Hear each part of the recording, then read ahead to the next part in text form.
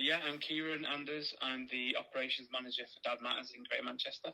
Yeah, and just rough, like a brief about what is your organisation and what it is that you do there. We're a Home Start project, which is a peer support organisation.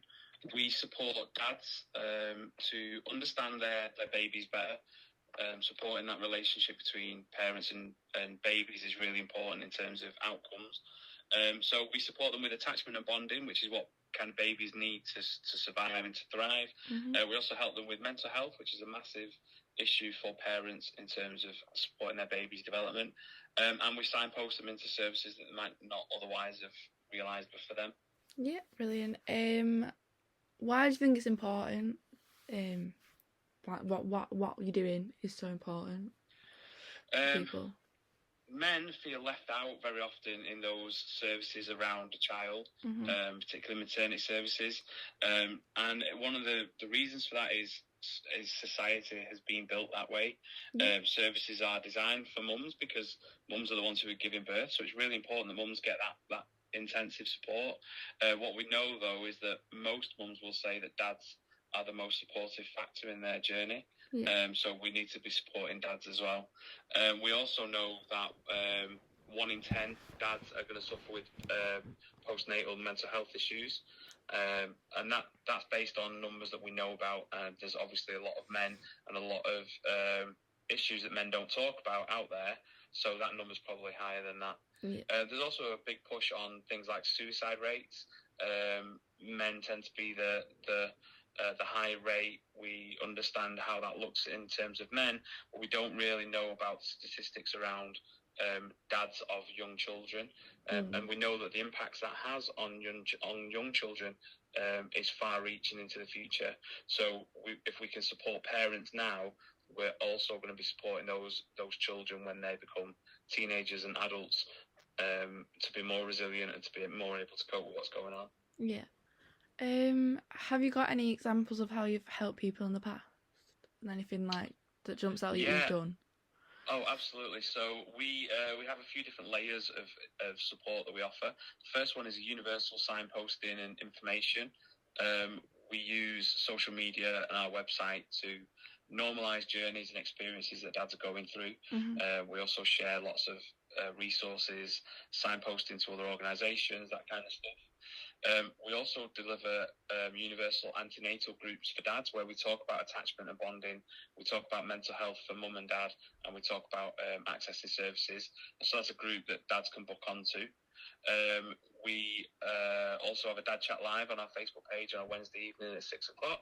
We cover lots and lots of different topics that are relevant to dads, particularly around that perinatal period, which is sort of the first 2 years of life. So that's kind of our universal stuff. We also do targeted groups and one-to-one support. So some of the dads that we support one-to-one are supporting mums who are on a mother and baby unit, which is an acute ward for mums with things like postpartum psychosis or severe postnatal depression. We support those dads with understanding what the partners are going through, knowing how to support them and what's on offer in terms of supporting partners, knowing how to look after themselves and that kind of their own well-being. And one of the things that we did recently with one dad whose partner was on the mother and baby unit, he was really worried because he wasn't getting to see his daughters so often because of the coronavirus restrictions. So we supported him to understand how to build that relationship with his daughter remotely, using video calls, using smells on T-shirts, and particularly the communication styles that he used and how babies need to communicate with dads. That really helped him then to focus on that relationship with his baby.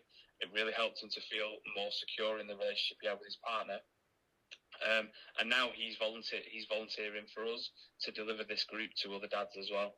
So it's a real success story to show that he was really struggling at the point where he accessed us, and now he's ready to kind of help other dads as well. Oh, that's good. Have you had to adapt anything due to Corona? We've adapted pretty much everything. Initially, all of our groups were done alongside midwives who were delivering antenatal classes. We would see the dads at the antenatal class. We'd take them out of the class for half an hour and talk to them there. And we could see hundreds of dads a month by doing that. And obviously, those classes stopped. So we developed our online groups for dads that they can book onto. We also developed our Dad Chat Live, which is open for everyone. Our one-to-one appointments used to be face-to-face, but now we can do those virtually using Zoom or Teams or over the phone. So we've adapted quite a lot. We've also been looking at how we can work with other organisations to support them in their kind of digital adaptations. We found it quite challenging to get the information that we've got to the dads. That's been the difficulty. So we've also had to do outreach, which is where normally we would sit in an antenatal clinic where dads are waiting for scans with mum. But because we couldn't go in the clinics, we've been waiting on the car parks outside the hospitals. In Bolton over the summer, I think over 7 sessions, we saw 125 dads. And they were waiting for things like partners in scans, partners in antenatal appointments, partners that were in labour but weren't in established labour, so they couldn't go in yet. Partners who were on postnatal wards, so they were visiting or dropping off essentials. We had dads waiting in cars because the partners had been induced and hadn't gone into labour yet. So there's a lot of information we were able to gather through those as well. Yeah. And lastly, just how do people get in touch with you?